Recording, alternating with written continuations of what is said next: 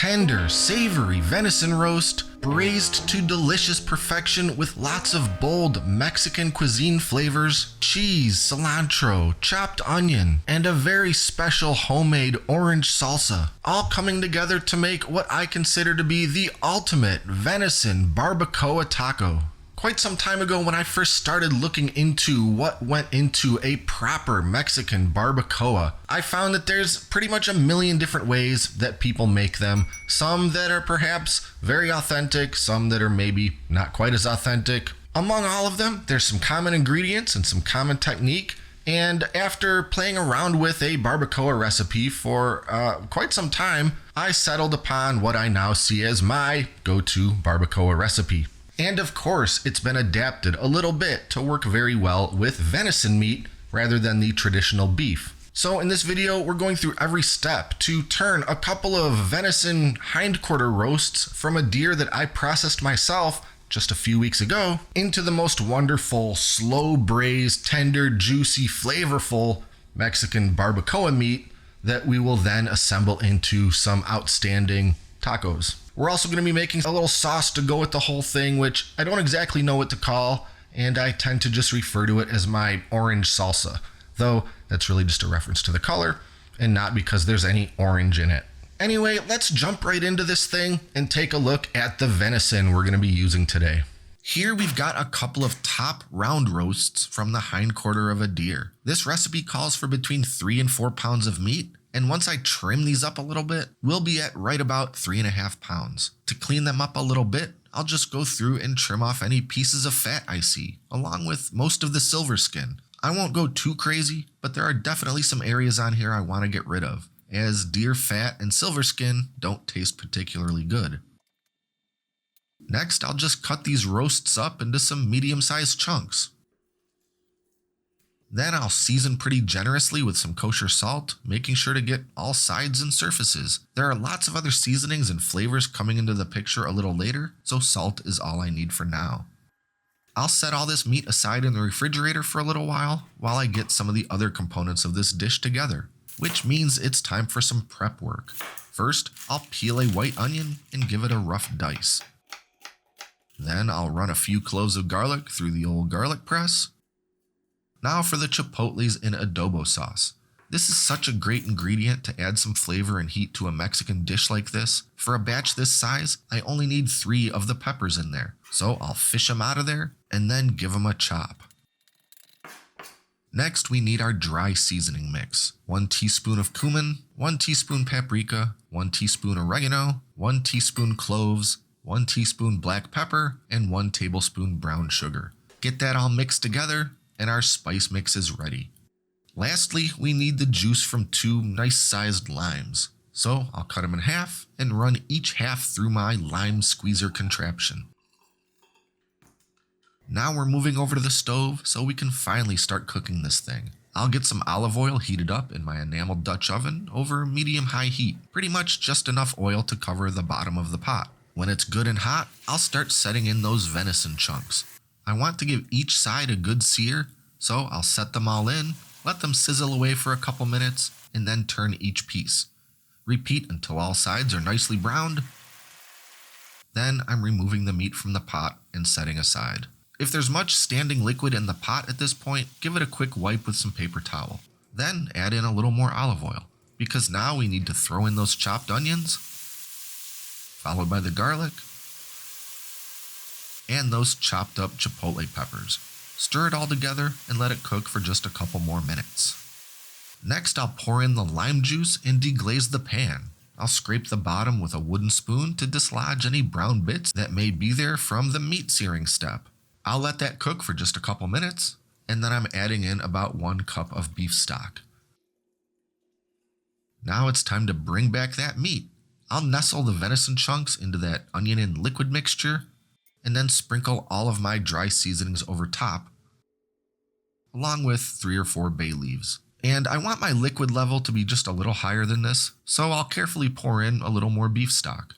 I'm not trying to submerge the meat, I still want some of it poking out above the surface of the liquid. Covering the meat about 2/3 of the way is what I'm going for. Lastly, we need to incorporate some fat into this operation.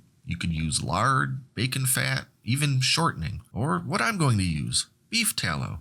I'll drop a few spoonfuls of room temperature tallow atop those meat pieces. As this whole thing cooks, that tallow will melt down and mix into the meat and liquid and provide a much needed fat element to our barbacoa.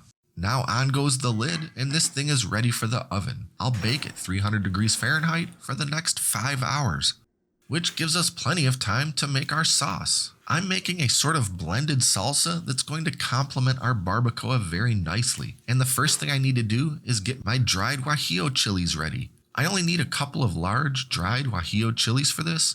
I'll first cut them open and let most of the seeds fall out. Then I'll slice them up the middle and scrape out any remaining seeds. Then I'll simply snip them into some pieces with my scissors and finally throw them into a bowl and cover with some very hot water. These dried chilies need to soak for a little while to soften up, around 30 minutes, which gives us enough time to prepare the rest of the salsa ingredients. First, I'll roughly chop a medium-sized white onion. Next, a couple Roma tomatoes. These are pretty small tomatoes, so I'll use 3 of them. I'll give these a rough chop as well. And we need 3 cloves of garlic, peeled and thinly sliced.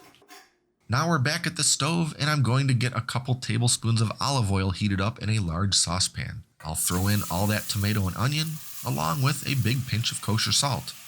I'll let that all cook away for a couple minutes. I'm not trying to saute it or sweat it all the way down. Just get it starting to soften a little and let that heat bring out some delicious tomato and onion flavor. Next, in goes the sliced garlic, along with the rehydrated and strained Guajillo chili pieces. Stir it all up and give it another 2 or 3 minutes on the heat. Now I'm transferring the contents of that pan into my blender. This is all piping hot, so definitely be careful with this step. Into the blender, I will also add the juice from 1 lime. Now to fire up the blender until everything is completely pureed. Once it is, I will begin adding the final ingredient. With the blender still running, I will slowly drizzle in 1/3 of a cup of olive oil. This will give me a creamy, smooth sauce that is as pretty as it is tasty. Finally, I'll pour the sauce into this measuring cup and allow it to cool, at which time I'll end up transferring it into a big squeezy bottle and storing it in the fridge until I'm ready for it a little later. Okay, 5 hours is up and our barbacoa is coming out of the oven.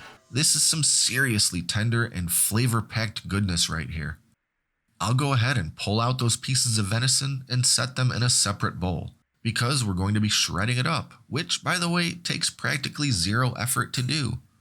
And as I go, I'll mix in a bit of that braising liquid, pretty much until it all feels and looks right. Moist and juicy, but not sopping wet. Now at long last, I think we're finally ready to start building some tacos. So I've got my tortilla nicely toasted on a hot skillet. And yes, corn tortilla might be more authentic here, but I simply prefer flour. Use whatever you like. Anyway, I'm laying down a healthy pile of that barbacoa, followed by some raw white onion, a little queso fresco cheese, and a thick drizzle of that beautiful sauce. Optionally finish with some chopped fresh cilantro. And that right there is a venison taco I cannot wait to shove into my head.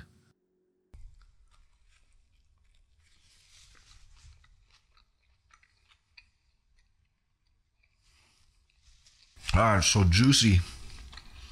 Dripping everywhere. Ah, that is just so flavorful.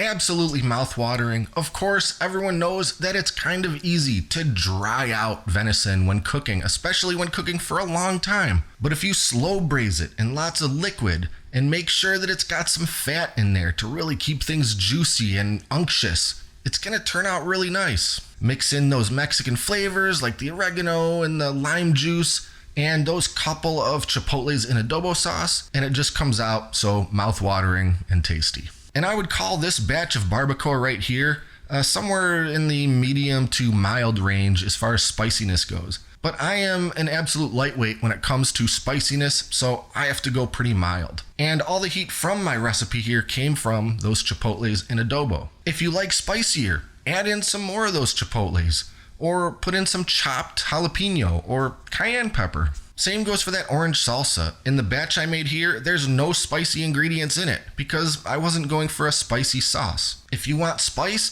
throw in whatever you like. a little bit of jalapeno juice or habanero, or another one of those chipotle peppers. It's a pretty versatile sauce, and you can kind of do whatever you want to it. Anyway, if you want to see the full written out recipes for everything I've made here today, I'll put a link in the video description below. And be sure to like and subscribe to stay up to date with all our latest stuff, including future venison and wild game cooking videos. And consider supporting us on Patreon at patreon.com/Great Lakes Country. Thanks for watching, and until next time, I'm John, and this is Great Lakes Country.